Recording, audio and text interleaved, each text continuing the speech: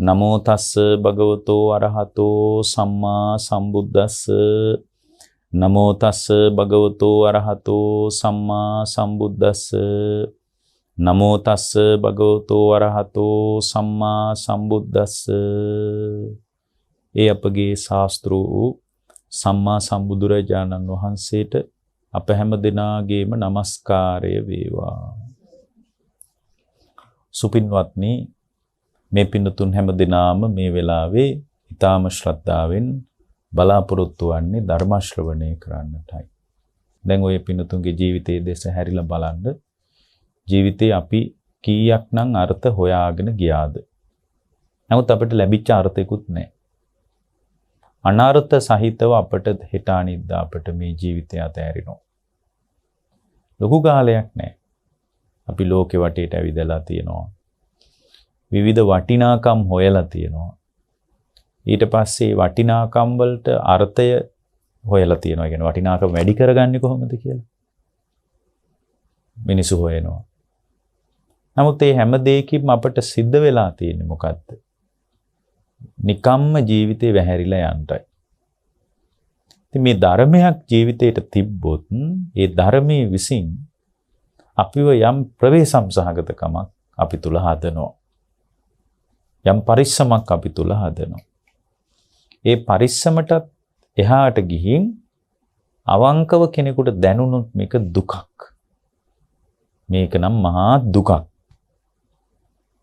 මේ නඩත්තුව කියන්නේ දුකක්. ජීවිතේ පවත්වනවා කියන්නේ දුකක්. මේ ලෝකේ දුක කියන්නේ ලෝකය විසින් මගේ අතට ගෙනත් දෙන එකක් නෙමෙයි, පැවැත්මම දුකක්. ඇයි පැවැත්ම ඇතුළේනේ බෙහෙත් බොණ්ඩ වෙලා තියෙන්නේ, කවණ්ඩ වෙලා තියෙන්නේ, පොවණ්ඩ වෙලා තියෙන්නේ. මේ කය අරමුණු කරගෙන මහා භයානක තත්වයන් හිතටපත් වෙන්නේ. ඇයි? මේ කයට නිකන් හිතන්න පින්වත්නි, ඔය පින්නතුන්ලාගේ නිකන් මොකාකාරි පොඩි අසනීපයක් එනවා කියලා. එකපාරම එන්නේ මොකද්ද? හෘදයාබාධයක්වත් දන්නේ නැහැ. හැමෝටම හිතෙනවනේ. නිකන් හිතන්න පොඩ්ඩක් අතේ අමාරුවක් එනවා වම් පැත්තේ. එකපාරම පින්වත්නි අපි බය වෙනවා. හෘදයාබාධයක්වත් දන්නේ නැහැ කියලා එකපාරම මේ සිත තුල සිතුවිල්ලක් ඇති වෙච්ච ගමන්ම ඒ වෙලාවේ ඉඳලම පිච්චෙන්න පටන් ගන්නවා. මේ පැවැත්මම දුකක්. ඒකයි. පැවැත්මම දුකක් කියලා දකින්න නැති මිනිස්සු පැවැත්ම බිඳෙනවට බයයි. පැවැත්ම දුකක් කියලා අවබෝධ කරපු මිනිස්සු ඒකට බය නැහැ. ඒකට යාලට බයක් නැහැ.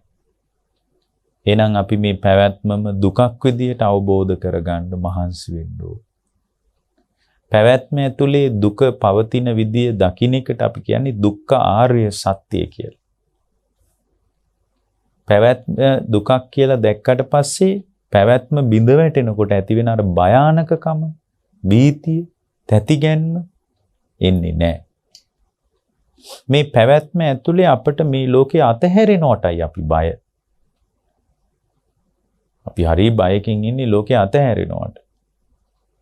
ඉතින් මේ පැවැත්ම ඇතුලේ අපි රැස් කරගත්ත දේවල් බොහෝ නම් දුක බොහෝ වෙනවා. ඒක අපිට තේරෙන්නේ නැහැ. යාළුවෝ ගොඩාක් ඉන්නවා කිව්වහම ලෝකේ හිතාවේ එයා බොහොම සමාජශීලී කෙනෙක් කියලා. යාළුවෝ 500ක් හිටියම මලගෙවල්ම 500කට යන්න එපායි. ඉතින් ඒක දුකක් නෙමෙයිද? මලගෙවල් 500කට යන්න වෙන්නේ. 5 දෙනයි නම් ඉන්නේ මලගෙවල් 5යිනේ. 5කුත් නැත්තම් මලගෙවල් නැහැනේ. ඉතින් අපි හිතනවා මේ අපිට නිතර නිතර මලගෙවල් වලට මේ යන්න වෙන්නේ අපිට පිරිස ඉන්න නිසා කියලා. අපි ටිකක් එකකින් උද්දාමයටපත් වෙනවනේ. අනේ පින්වත් මේක උද්දාමයටපත් වෙන්න ඕන එකක් නෙමෙයි. මේ පැවැත්ම ඇතුලේ අපි බලාපොරොත්තු වෙන අපේක්ෂාවන් මොකක්වත් නැහැ. ඒ නිසා ඔය පින්නතුන්ලා හොඳට මේ ධර්මයේ ඔස්සේ ජීවිතේ බලලා ජීවිතේ ගැඹුරින් විමස ගන්නයි වමනා කරන්නේ. ඔය පින්නතුන්ලා මේ භාවනාවෙන් විමසා බැලිය යුත්තේ ඔබේ సంతානෙ විතරමයි. වෙන මොකුත් විමසලා වැඩක් නැහැ. බාහිර මොනවා බෙදලා බැලුවත් කෙනෙක් නිවනටපත් වෙන්නේ නැහැ. බාහිර මොන දේවල් තේරුම් ගන්න හැදුවත් කෙනෙක්ගේ සිත සංසිඳෙන්නේ නැහැ. කෙනෙක්ගේ සිත සංසිඳෙන්නේ නැහැ. ඇත්තටම අද අපිට තියෙන්නේ මේ දේශනා මාලාවේ නම් තියෙන්නේ ධම්මානුස. මේකේ දේශනාවේ මුල් කොටස් යන්නේ තවම. අද තියෙන්නේ ධම්මානුපස්සනාව ඇත්තටම. ධම්මානුස්සතිය ධම්මානුපස්සනාව නෙමෙයි. ධම්මානුස්සතිය ගැන තමයි අද දේශනාව තියෙන්නේ. නමුත් අපි ධම්මානුස්සතිය ගැන කියන්න කලින් ඔය පින්නතුන්ලාට කියන්න ඕන දෙයක් තියෙනවා. ඔය පින්නතුන්ලා ලෝකේ විවිධ දේවල් විග්‍රහ කරලා බෙදලා වෙන් කරලා තේරුම් ගත්තා කියලා ඔය පින්නතුන්ලාගේ තණ්හාව හෙල්ලවෙන්නේවත් නැහැ. ලෝකයේත් එක්ක මම එකතු වෙන්නේ කොහොමද කියලා බලනකොට තණ්හාව හෙලවෙයි. ලෝකයේත් එක්ක මම එකතු වෙන්නේ කොහොමද? ලෝකේ බලලා නම් වැඩන්නේ. ඒ නිසා ඊට වැදගත් දෙයක් තමයි ලෝකයේත් එක්ක මම එකතු වෙන්නේ කොහොමද කියන එක බලන එක. ඒක බලලත් එච්චර වැඩන්නේ. ලෝකයේත් එක්ක මම එකතු වෙනකොට මගේ හිතේ මොනවද වෙන්නේ කියලා බලන එකෙන් තමයි නිවනටපත් වෙන්නේ. දැන් අත්දැකීම් තුනයි ලෝකේ විභාග කරලා බලා ගන්න පුළුවන්. ඒ ලෝකයට මම එකතු වෙන විදිහ විභාග කරලා බලා ගන්න පුළුවන්. ලෝකයට එකතු වෙන මට්ටමේදී මගේ සිතේ ස්වභාවය විභාග කරලා බලා ගන්න පුළුවන්. ඔය අත්දැකීම් තුන තමයි අපට ආධ්‍යාත්මයේ වෙනුවෙන් හොයාගන්න වෙන්නේ. නමුත් අර මුල් කෑල්ල ලොකු ප්‍රයෝජනයක් නැහැ. ඒ කියන්නේ ලෝකේ විස්තර කරලා බලනවා. වැඩක් නැහැ. ඒ කියන්නේ වැඩක් නැහැ කියන්නේ නිවන් නම් දකින්නේ නැහැ. දැන් මෙහෙම හිතමු අපි. දැන් ලස්සනට කුරුල්ලෙක්ගේ හඬක් ඇහෙනවා. කුරුල්ලෙක්ගේ ලස්සන හඬක් ඇහෙනවා. කුරුල්ලොන්ට ලස්සන හඬවල් තියනවද? කුරුල්ලොන්ට එහෙම එයාලගේ ගීතිකා නැහැ. අඳෝනාවක් තමයි තියෙන්නේ. අපි ඒවට ගන්න එක හරිම ආස්වාද ජනක දෙයක් විදිහට. ඒතර කුරුල්ල උදෙන්ම කෑ ගහන්නේ අපේ ගෙවල් වල පොඩි අය නලවන්නද? නෑ බඩගින්නට කෑ ගහන්නේ. උදේම කෑ ගහන්නේ වේල් 7ක් 8ක් බඩගින්න ඉඳලා ඒ බඩගින්නට ඔය කෑ ගහන්නේ උදේට. අපි ඉතින් අපේ ගෙවල් වල පොඩි අයට කියනවා තමයි ඕන් සින්දු කියනවා කුරුල්ලෝ කියලා. ඒතකොට අපි මේක ලෝකේ ස්වභාවය පටලව කරන්නේ. අපිට යම් දවසක කුරුල්ලෙක්ගේ හඬ ඇහෙනකොට අනේ මේ තිරිසන් ලෝකේ දුක නේද කියලා දැක්කොත් අනේ දැක්ම ශ්‍රේෂ්ඨයි. අපිට හිතෙන්නේ කුරුල්ලෙක්ගේ හඬ ආස්වාදනීයයි. ඕක විඳින්න ඕන. ඒකනේ හැමතැන සමහර තැන්වල කුරුල්ලොන්ගේ හඬවල් එහෙම ඇහෙන්න සලස්වලා තියෙන්නේ. ඒක ස්වභාවිකත්වයේ රිද්මය කියලා මිනිස්සු හිතාගෙන ඉන්නවා. ඒ කියන්නේ ලෝකේ ඉන්නේ ලොකු මුලාවකනේ. ඒතර කුරුල්ලෙක්ගේ හඬ ඇහෙනකොට ඒ හඬ ආස්වාද ජනක හඬක් විදියට පේනවා නම් අපිට කවදාවත් ලෝක යථාර්ථයක් නම් පේන්නේ නැහැ. ඒ නිසා බාහිර ලෝකේ වුණත් අපි දකින්නේ වැරදි කෝණයකින්. බාහිර ලෝකේ වුණත් අපි දකින්නේ වැරදි කෝණයකින්. ඒතර කුරුල්ලෙක්ගේ හඬ ඇතුලේ අපි දකින්න පුරුදු වෙන්න ඕන. කුරුල්ලොන්ගේ මිහිරි හඬවල් කියලා කියනවනේ. එයා ওই පශ්චත්තාපයෙන් කෑ ගහන්නේ. බයකට ඔය කෑ ගහන්නේ. බඩගින්නට ඔය කෑ ගහන්නේ. සාමාන්‍ය කුරුල්ලෙක් වේල් 8ක් විතර එළි වෙනකොට බඩගින්න ඉඳලානේ. අපිට කුරුල්ලෙක්ගේ හඬ උදෙන්ම ඇහෙනකොට තිරිසන් ලෝකේ දුක පේන්න ඕන. අන්න එතන තියෙනවා සිහිනුවණ. ඒකට තමයි සිහිනුවණ කියන්නේ. එතකොට හැබැයි කුරුල්ලෙක්ගේ හඬ කොයි විදිහට බැලුවත් අපිට පුළුවන් පොඩි සිහිනුවණක් උපදව ගන්න විතරයි. ඒකෙන් ඔය පින්නතුන්ලාට පොඩි තල්ලුවක් හම්බ වෙනවා. මොකද්ද? අනේ තිරිසන් ලෝකෙට නම් වැටෙන්න ඕනේ නැහැ කියලා. තිරිසන් ලෝකේ ප්‍රාර්ථනා කරන මිනිස්සු නැද්ද? අනේ මටත් කුරුල්ලෙක් වගේ ඔය අහසේ ගිල්ලා යන්න නැත්තම් කියලා කියන පෙම්වතුන් නැද්ද? ඉන්නවනේ. ඒ කියන්නේ හොඳටම අවුල් වෙලානේ. එයා ප්‍රාර්ථනා කරන්නේ තිරිසන් ලෝකෙනේ. එහෙම ප්‍රාර්ථනා කරලා තිරිසන් ලෝකෙ ගියපු අයත් නැද්ද? ඇයි අර එක මිනිස්සෙකුට කෑම හම්බුණා මෙයා හිතවලු අනේ මේ වගේ සල්ලිකාර ගෙදරක බල්ලෙක් හරි වුණා නම් මොකද කියලා. තේ ඉපදිලා තින්නේ බල්ලගේ කුසේ දා මැරිලා තියෙනවා. පසේ බුදුරජාණන් වහන්සේ නමක් පින්න පාතේ වඩිනකොට කාලේ. බුද්ධ ආසනයක් නැහැ. ඉතින් බොහොම දුකසේ ඇවිදගෙන එන වයසක මිනිස්සෙක් ඉතින් පිලක වාඩි වෙලා ඉන්නකොට එයාට කෑම දුන්නලු. ගෙදර බල්ලෙකුත් වලිග වනවන කෑම කනවා දැකලා එයාට හිතුණලු අනේ මේ වගේ ගෙදර බල්ලෙක් හරි වෙනවා නම් කොච්චර දෙයක්ද කියලා. ඉතින් එයා ඒ දවස්වල මැරුණලු. හොඳට බඩ පුරවගෙන ඉද්දී එදා වයසක කෙනෙක්. ඉතින් එයා මැරිලා ඒ ගෙදරම බල්ලෙක් වෙලා ඉපදුනේ කියනවා. ඉතින් ඒ බල්ලෙක් වෙලා ඉපදුනාම ඒ දැන් ඇත්තටම ඒ එදා මේ එයාට කෑම දෙනකොට පසේ බුදුරජාණන් වහන්සේ නමකුත් පින්නපාතේ ඇවිල්ලා. අර මිනිස්සු ඔයා පොඩ්ඩක් ඉන්න මේ අපගේ මේ පසේ බුදුරජාණන් වහන්සේ මුනිවරයෙක් ඇවිල්ලා කියලා මිනිස්සු දාහනේ දීලා ඉවර වෙලාලු මෙයා බලන්න හිටියලු මොකද්ද මේ වුනේ කියලා. ඒකත් ඔළුවේ තිබ්බලු. ඊට පස්සේ ආ ඊගෙදර බල්ලෙක් වෙලා ඉපදුනා. බලන්න මේ සිත අපිව අමාරුවේ වට්ටන විදිය.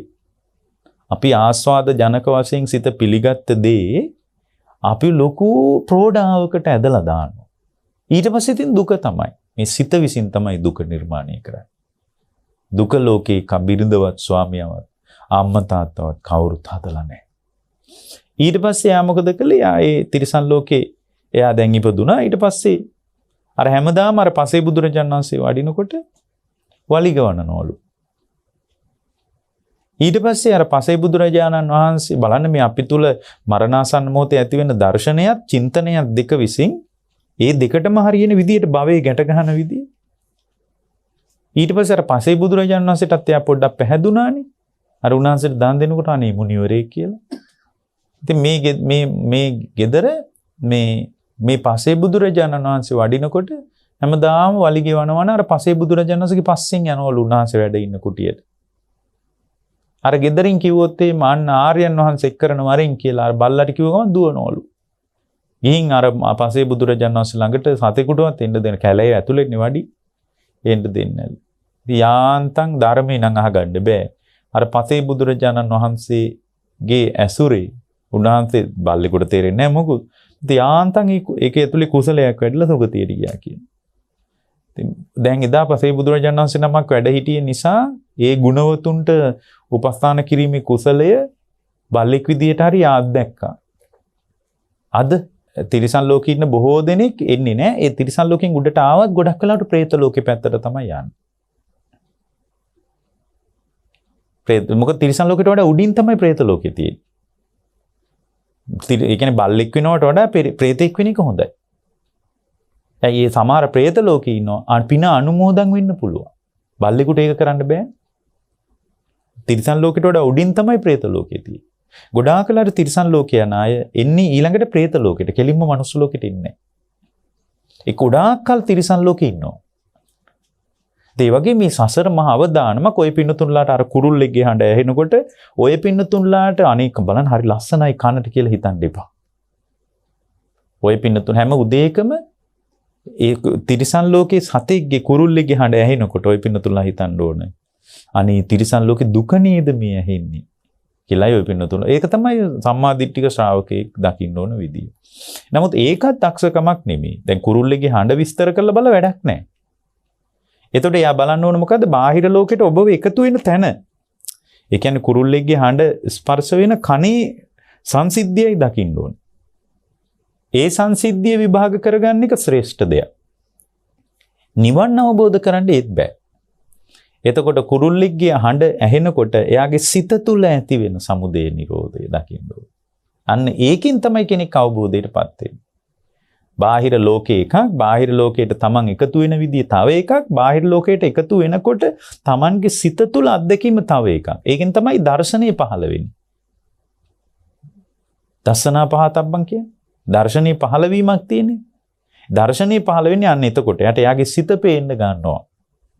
එතකොට එයාගේ සිත දැක්ක කියලාම අවබෝධයටපත් වෙන්න ඒ සිත දකින්නකොට ඇති වෙන ක්‍රියාවලිය ඊළඟට විපස්සනා කරන්න ඕන. ඔන්න ඔය අත්දැකීම් හතර ඇතුලේ තමයි වැඩිම කියන කාරණේ තීරණය වෙන්නේ. එතකොට මුල් කාරණේ අපි අයින් කරන්න ඕනේ මේක දැනගන්න ඕනේ. ඒක මොකක්ද කියලා. ඒ කියන්නේ අපි කුරුල්ලෙක්ගේ හඬ ඇහෙනකොට ওই පින්නතුල්ලා ඒ හඬ ආස්වාදයෙන් පිළිගන්නේ නැහැ. ওই පින්නතුල්ලා කොහොමද දකින්නේ? ඒක ආස්වාදයෙන් පිළිගන්නේ නැතුව ඒ කුරුල්ලෙක්ගේ හඬ ඇහෙනකොට ওই පින්නතුල්ලා දකින්න ඕන මේ කුරුල්ලෙක්ගේ හඬ ඇතුලේ තිරිසන් ලෝකේ දුක. සතරපා දුකමයි දකින්න ඕන. වෙනදා අපි ආස්වාදයටපත් වුණාට එතකොට අර හඬ වෙනදා තරම් අපි ආස්වාද ජනක කරන්නේ. වෙනදා තරම් අපි ආස්වාද ජනක කරන්නේ. අනේ කොච්චර ශ්‍රේෂ්ඨයිද බලන්න. වෙනදා තරම් ආස්වාද ජනක කරන්නේ. එතකොට ඊළඟට අපිව සංසිඳුවන දේ තමයි ඒ කුරුල්ලගේ හඬ ඇහෙනකොට මගේ කනේ කෘත්‍ය කොහොමද? මේ ක්‍රියාවලිය කොහොමද කියලා බලන එක. ඒක ඉතාම විශේෂ දෙයක්. තුන්වෙනි එක තමයි ඒ හඬ ඇහෙනකොට මගේ සිත කොහොමද සිත තුල කොහොමද ක්‍රියාත්මක වීම? සිතේ ස්වභාවය කොහොමද? සිතේ ස්වરૂපය කොහොමද කියලා බලන එක තමයි තුන්වෙනි කාරණේ. ඒකිනුත් කෙනෙක් අවබෝධයටපත් වෙන්නේ යම්කිසි දිට්ඨි සම්පන්නකමක් විතරයි හදන්නේ. යම්කිසි දර්ශනයක් විතරයි හදන්නේ. යම් කෙනෙක් සක්කාය දිට්ඨිය කඩන්නේ එහෙම ඒ සිත දැනෙන මට්ටම තුල ස්කන්ධ විදර්ශනාවකට ගියොත් තමයි කෙනෙක්ගේ සක්කාය දිට්ඨිය කැඩිලා යන්නේ. මෙන්න මේ විදිහට පැහැදිලි පාරක් අපට බුදුරජාන් වහන්සේ වදාළා.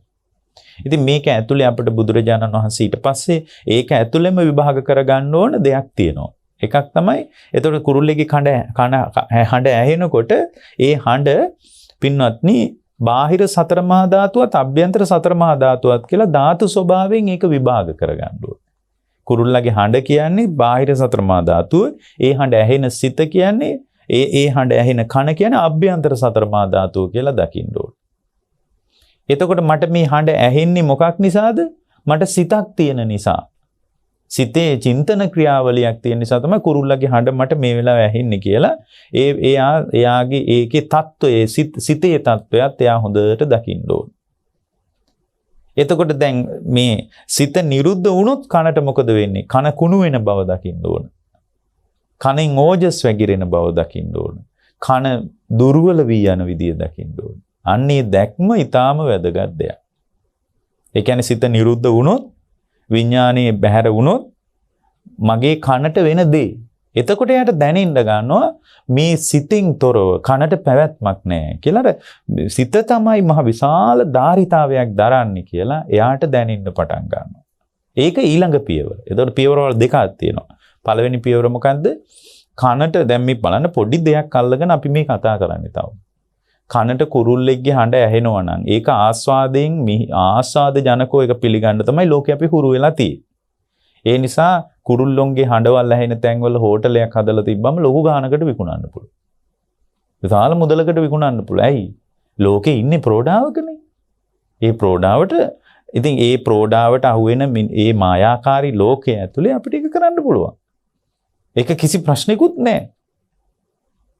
මිනිස්සු ලබන කියන්නේ ලෝකේ මේ අපි කියන්නේ සත්‍ය අවබෝධය සම්බන්ධ එකක් නේ. නිවන් මාර්ගය ගැන නෙමේ කියන්නේ. නිර්වාණ මාර්ගය ගැන. ඒක නිපින්නත් නේ දැන් ඔය යාල වගේ කැලෑවක් අයිනේ හෝටලයක් හැදුවනම් හොන්දට සල්ලි හම්බ කරන්න පුළුවන්. එතකොට ඒ ඇයි සත්තුන්ගේ හඬවල් වලට මිනිස්සු ආසයි. ස්වභාව ධර්මයේ හුළඟට ආසයි. එතකොට දැන් එහෙම අර උදේට එක සත්තුන්ගේ හඬවල් ඇහෙනකොට එයාට හරි ආස්වාද ජනකයි. නමුත් දැන් මේ නිවන් දකින්න කෙනා ඉන්නේ. එයාටත් ඒ අවකාශය හොඳයි. ඒකට ඒ සුවපහසු ජීවිතයට එරෙහි නැහැ.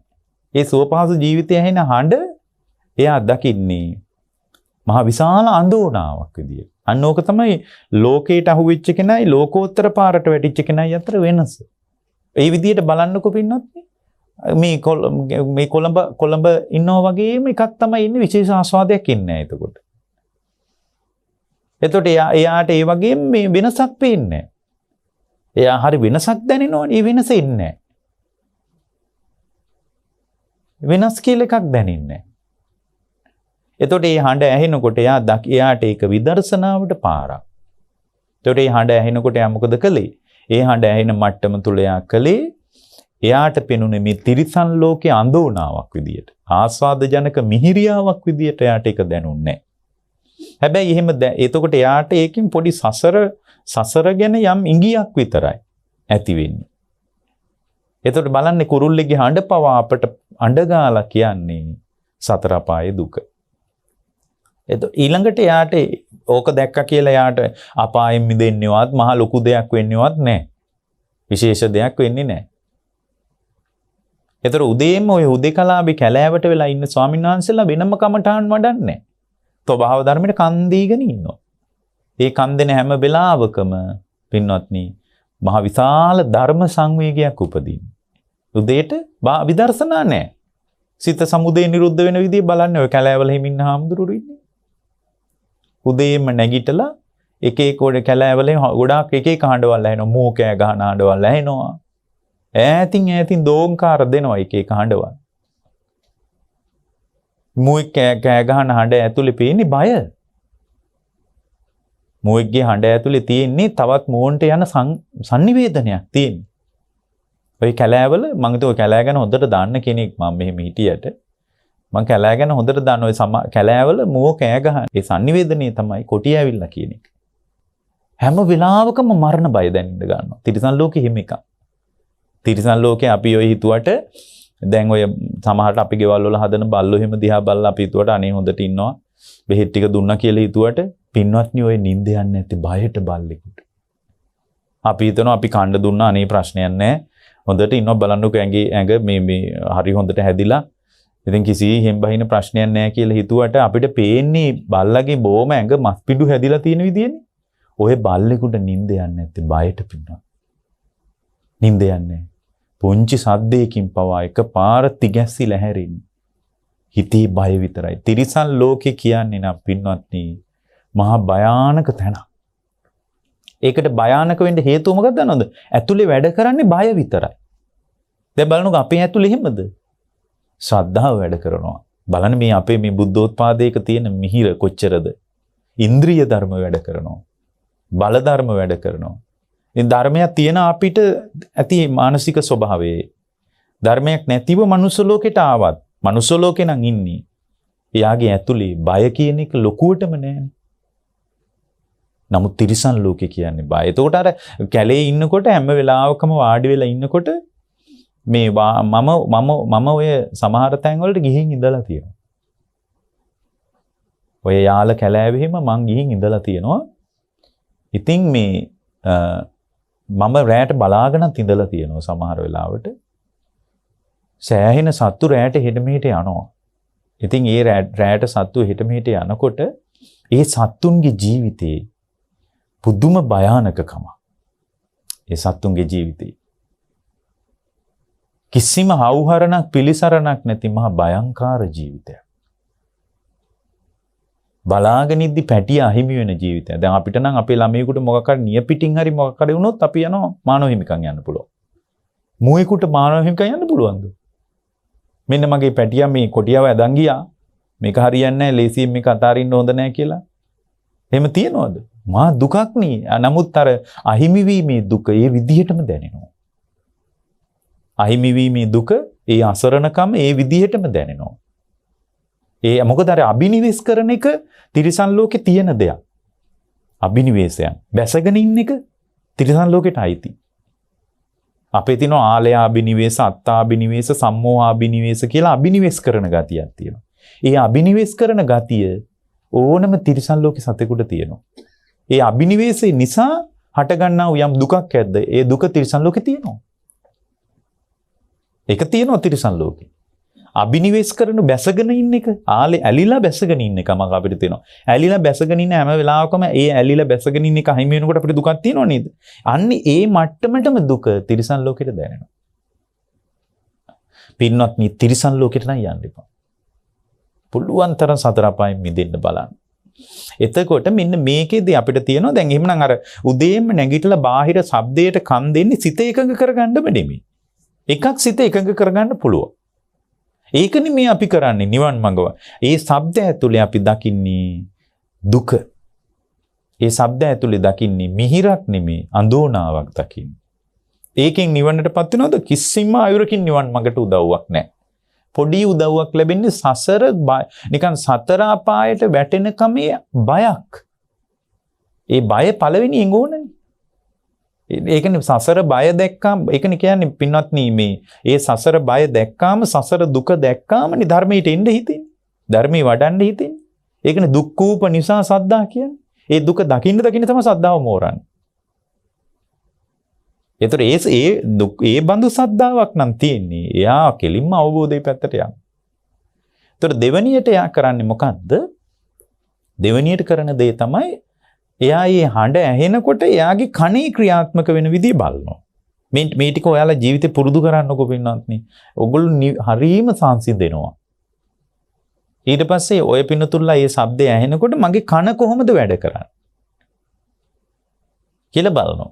ඊට පස්සේ බලනවා ඒ කනට ශබ්දේ වදිනකොට සෝතප්‍රසාදයේ ශබ්දේ වදිනකොට ඒ වදින හැම වෙලාවකම සිත ප්‍රකම්පණයටපත් වෙනවා. වැදෙනකොටම සිත උපදිනවා.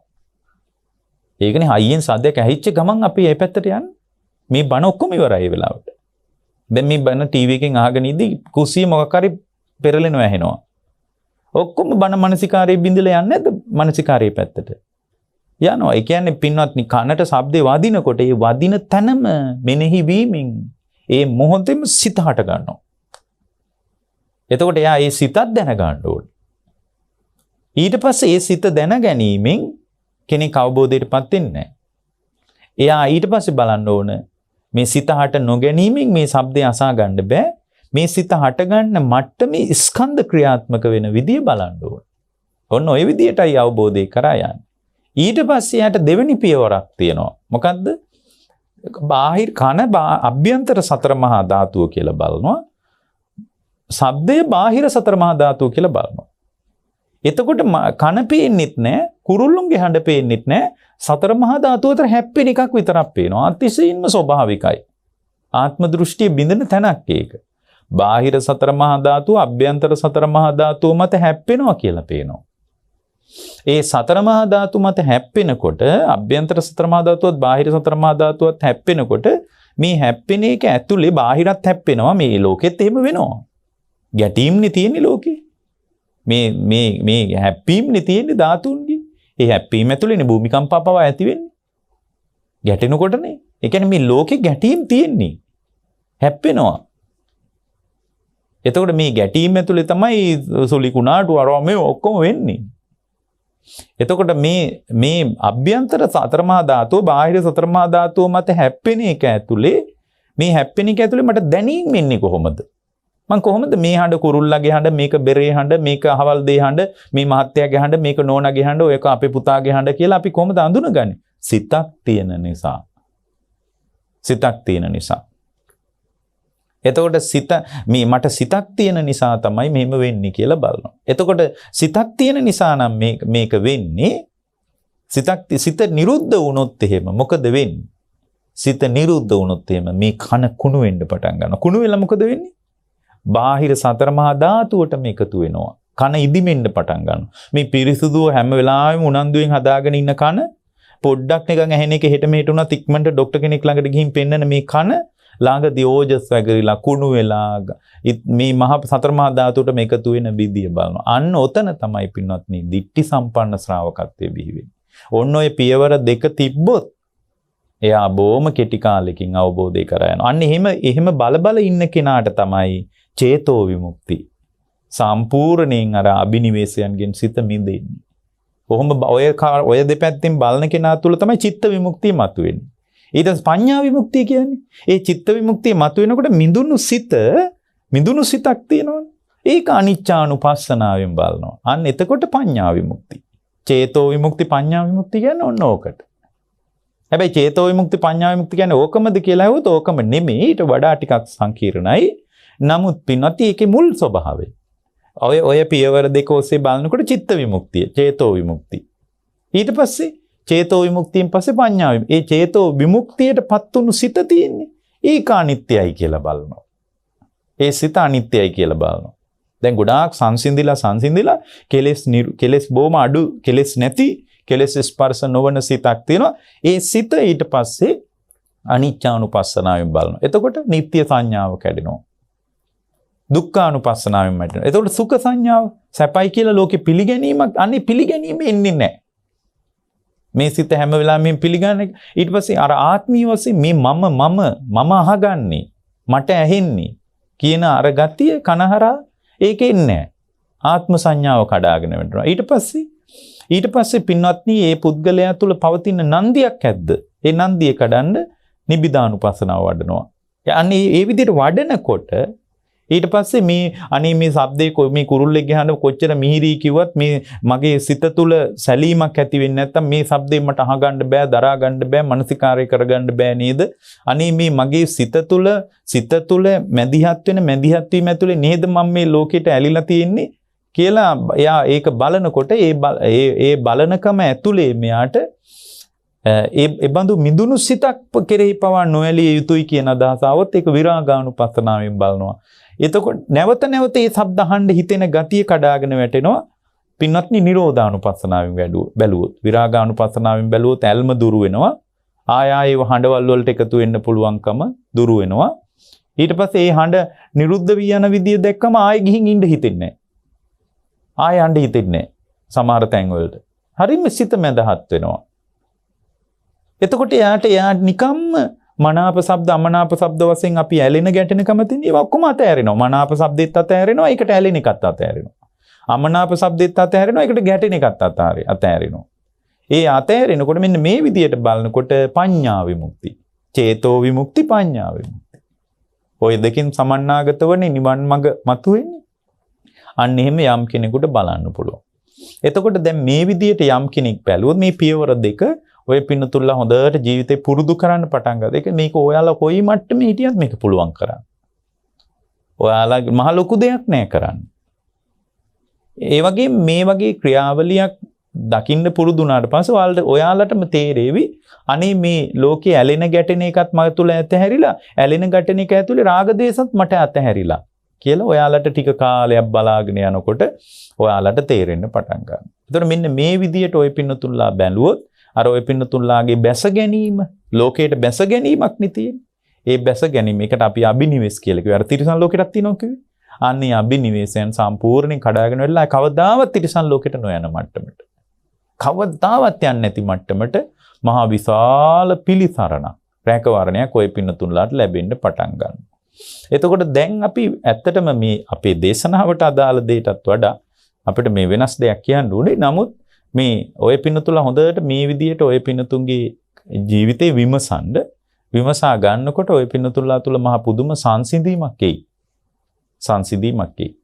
එතකොට ඒ සංසිඳීම එන්නේ මේ විදිහට විමසා බැලීමෙන්. පින්වත්නි මේ භාග්‍යවතුන් වහන්සේගේ දේශනාව ඇතුලේ අපි මෙන්න මේකට උපකාරයක් ලැබෙන විදියට ඇත්තටම අපි ධම්මානුස්සතිය නෙමෙයි අද කතා කළේ. නමුත් ඊළඟ දේශනාවේදී අපි ධම්මානුස්සතිය කතා කරනවා. නමුත් අපි මේකටම අදාළ විදියට සලායතනයන්ගේ කන සම්බන්ධ ආයතනේ විදර්ශනා කරනවා ටික වෙලාවක්. ඒ නිසා ඔය පින්නතුල්ලා පහසුවෙන් වාඩි වෙන්න. සමහරට මෙතන ආය භාවනා කරලම නැතුව ඇති. ඒ නිසා ඒගොල්ලෝ ආස්වාදයටපත් වෙන්න මිනිත්තු 10ක් හරි භාවනා කළා කියලා. ඒ කොච්චර දෙයක්ද? භාවනාව ජීවිතයට ලං වෙච්ච නැති මිනිහෙකුට ඒ ඇසිපිය ගන්න මොහොතක් වැඩුවත් ශ්‍රේෂ්ඨයි. ඒ නිසා අපි මිනිත්තු 10ක් 15ක් මේ කරන වැඩේ ගැන ඔය පින්නතුල ආස්වාදයටපත් වෙන්න අනේ මම භාග්‍යවතුන් වහන්සේගේ ධර්මයට ඍජුවද එකතු වුණා කියලා. ඒ නිසා හොඳට ඇඟ කය සැහැල්ලු කරගන්න. හොඳට මානසිකාරය කරන්න. මම මේ කියන විදියට දැස් පියාගන්න. ඔළුව පාත් නොකොට S2 බිම් බලා ගන්න. සිත විසිරෙනවා නම් විතරක් සිතින් මුමුණන්න. විසිරෙන එක නැවතුණාට පස්සේ විසිරෙනවා නම් තොල් වලින් මුමුණන්න. විසිරෙන එක නැවතුණාම සිතින් විමසන්න. කටින් කියන්න යන්න එපා. සිතින් කියන්න මේ විදියට. හොඳට සිත සංසිඳී යනවා එතකොට. හොඳයි මේ විදියට අපි මානසිකාරය කරමු. ළඟ ඉන්න කෙනාට ඇහෙන විදියට මුමුණන්න එපා. ඉස්සල්ලාම අපි කරන්නේ භාග්‍යවතුන් වහන්සේ කමා කරගන්න එක. ඒක සමාධිඵලලාභීන් කමා කරගන්න එක. එහෙම නැති වුණොත් සමාධියට උදව් ලැබෙන්නේ නැහැ. හොඳට මානසිකාරය කරන්න. බුදුරජාණන් වහන්සේට මම නමස්කාර කරමි. මාගේ නමස්කාරය වේවා. ශ්‍රී සද්ධර්මය මම සරණ යමි. උතුම් සද්ධර්මයට මාගේ නමස්කාරය වේවා. ආර්ය මහා සංඝරත්නය මම සරණ යමි. ඒ උතුම් සංඝරුවනට මාගේ නමස්කාරය වේවා.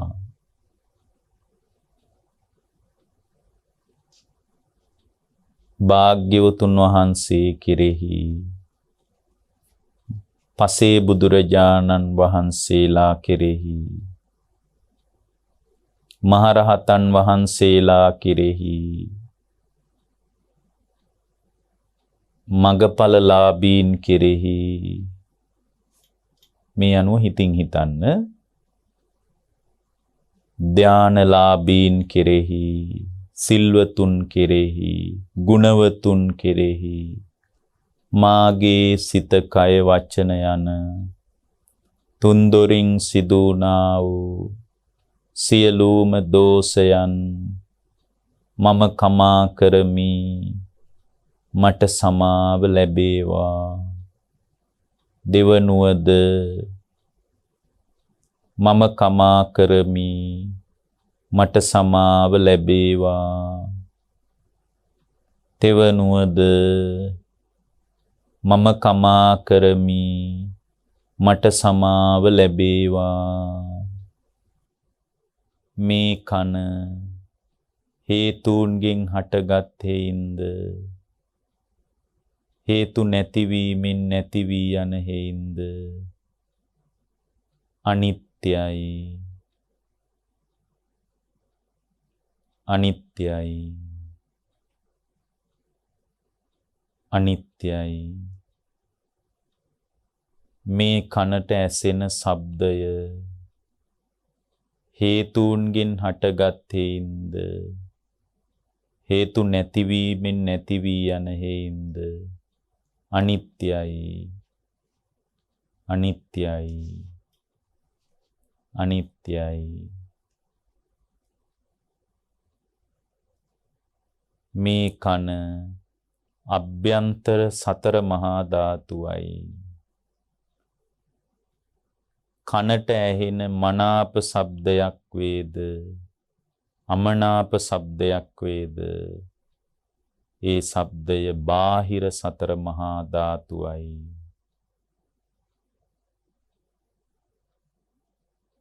මට ඇසෙනවා නොව මම අසා ගන්නවා නොව ඇසෙන මමෙක් ඉන්නවා නොව අභ්‍යන්තර සතර මහා ධාතුව මත බාහිර සතර මහා ධාතුව ස්පර්ශ වේ අනාත්මයි මම නොවේ මගේ නොවේ මගේ ආත්මය නොවේ මේ කනට ශබ්දය හැපීම නිසා පහළවන සිත සෝත විඥානය හේතුන්ගෙන් හටගත් හේින්ද හේතු නැතිවීමෙන් නැති වී යන හේින්ද මේ සිත අනිත්‍යයි අනිත්‍යයි අනිත්‍යයි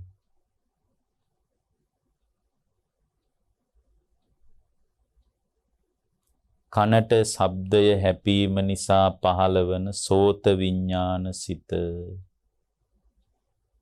මම නොවේ මගේ නොවේ මගේ ආත්මය නොවේ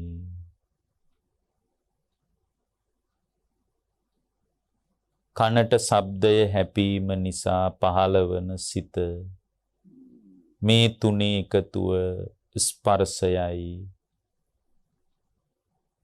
මේ තුනේ එකතුව නම් වූ ස්පර්ශය හේතුන්ගෙන් හටගත් හේින්ද හේතු නැතිවීමෙන් නැති වී යන හේින්ද අනිත්‍යයි අනිත්‍යයි අනිත්‍යයි මේ තුනේ එකතුව නිරතුරුව නිරුද්ධ වී යන නිසා මම නොවේ මගේ නොවේ මගේ ආත්මය නොවේ මේ ඇහෙන මට්ටම අපට පාලනය කරන්න බැරි බව දකින්න ඒ නිසා මනාප ශබ්දත් ඇහෙන බව දකින්න මනාප ශබ්ද අමනාප ශබ්ද වශයෙන් තෝරාගන්නේ සිතයි. ශබ්දයේ මනාප අමනාපකමක් නැති බව හිතන්න. මේ සිතේ පහළවන ශබ්ද සංඥාව හේතුන් නිසා හටගත් හේින්ද හේතු නැතිවීමෙන් නැති වී යන හේින්ද අනිත්‍යයි අනිත්‍යයි අනිත්‍යයි.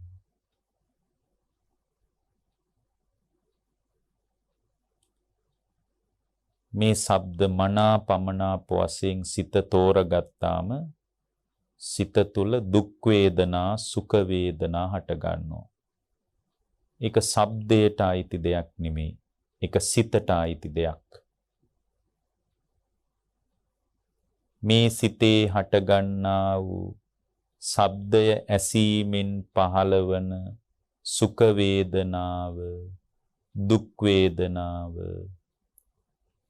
ශබ්ද ඇසීම නිසා හටගත් හේයින්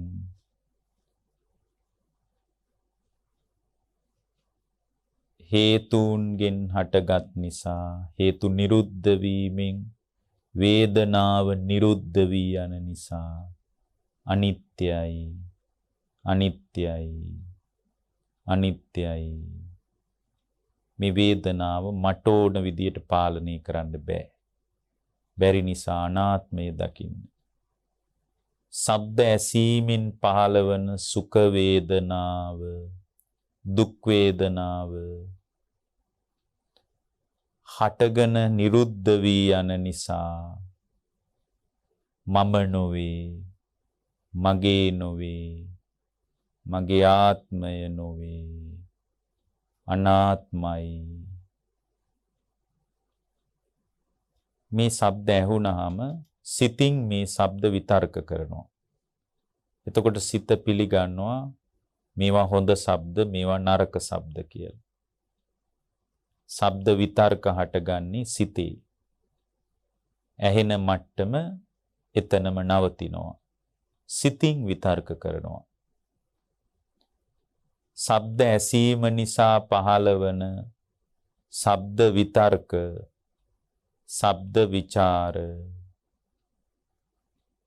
හේතුන්ගෙන් හටගත් හේින්ද හේතු වෙනස් වීමෙන් වෙනස් වී යන හේින්ද අනිත්‍යයි අනිත්‍යයි අනිත්‍යයි. ඒ විතර්ක විචාර ඇතිවි නැතිවි යනවා. ඒවා මට ඕන විදියට වෙන්නේ නැහැ.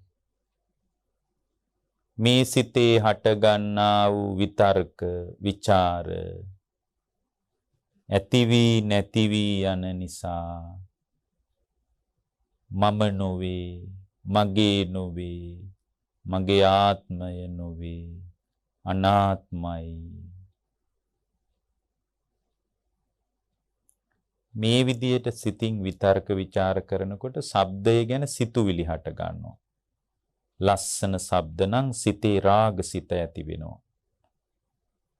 දෝෂාරෝපණ අමනාප ශබ්ද නම් සිතේ ද්වේෂය හට ගන්නවා.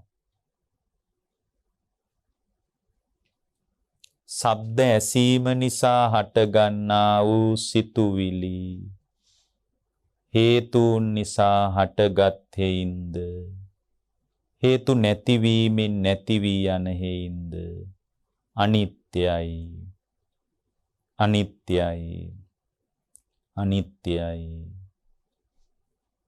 මං මනාප ශබ්ද වලට කැමති වුණාට ඒව මට අහන්න බෑ. අමනාප ශබ්දත් ඇහෙනවා. ඒවා පාලනය කරන්න හැදුවට කොච්චර සල්ලි තිබ්බත් ඒවා පාලනය කරගන්න බෑ. මනාප අමනාප ශබ්දය මත පින්වත්නි සිතුවිලි ගලනවා. රාග ද්වේෂ වශයෙන්. ශබ්ද ඇසීම නිසා හටගන්නා වූ සිතුවිලි විතර්ක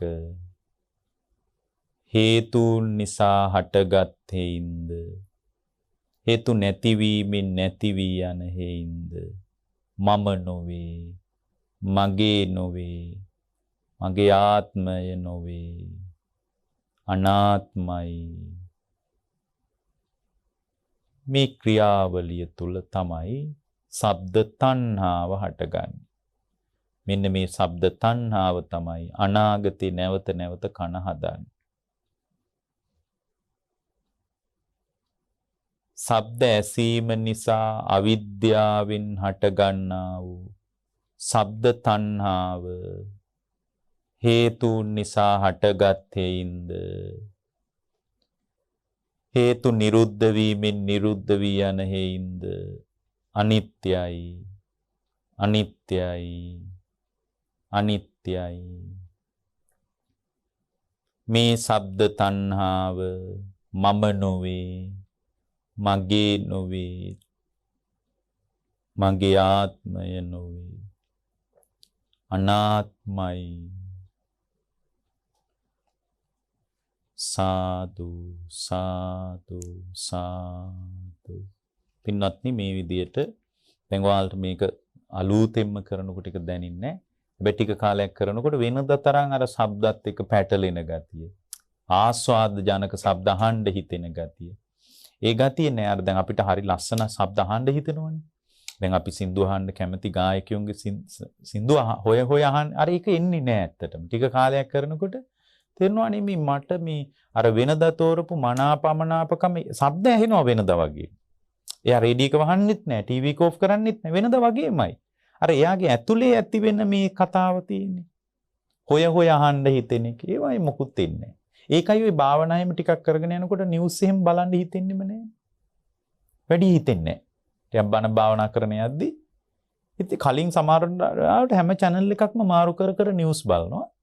මේ ටිකක් මෙහෙම කරගෙන යනකොට පින්වත්නි මහ පුදුම දෙයක් නේ ඉන්නේ නෑනේ අහන්න කියලා. ඒ වගේ මේක අහගෙන ඉන්නකොට මේ කොච්චර අමනාප ශබ්ද ඇහුණත් දැන් නිවුස් අහගෙන ඉන්නකොට එයාට එන්නේ දෝමනස්සය. ගැටුමක් එන්නේ නැහැ හිතේ. ඔය බලාගෙන ඉන්නවා. එයාට එන්නේ මේ අර මොකද එයාට දැනෙනවනේ මේ මාතුල දෝමනස්ස සෝමනස්සකම මේ මගේ ඇතුලේ ක්‍රියාවලියක් මත වෙනවා මිසක් මේ ටීවී එක ගෙනාපු එකක් නෙමෙයි කියලා. එතකොට ඒක කාලයක් කරනකොට වෙන දෙයක්. ඒත් ඕගොල්ලෝ මේක හැබැයි මේ විදිහට විනාඩි 5ක් විතර කළා පින්නත් මහ පුදුම ආධ්‍යාත්මික ශක්තියක්. ඇයි මේකෙන් තමයි තණ්හාව කැඩෙන්නේ. එතකොට මේ විදිහට වඩනකොට එයාගේ සිත චිත්ත විමුක්තියකටපත් වෙනවා. එතකොට පඤ්ඤා විමුක්තිය කියන්නේ ඒ මිදුණු සිත විපස්සනාවට ගන්නවා. එතකොට තමයි සම්පූර්ණයෙන් ප්‍රඥාවෙන් එයාගේ සිත මිදෙන්නේ. මේ දෙකෙන් චේතෝ විමුක්ති පඤ්ඤා විමුක්ති. හැබැයි මේක චේතෝ විමුක්ති පඤ්ඤා විමුක්ති කියන එක ඊට වඩා ගැඹුරුයි.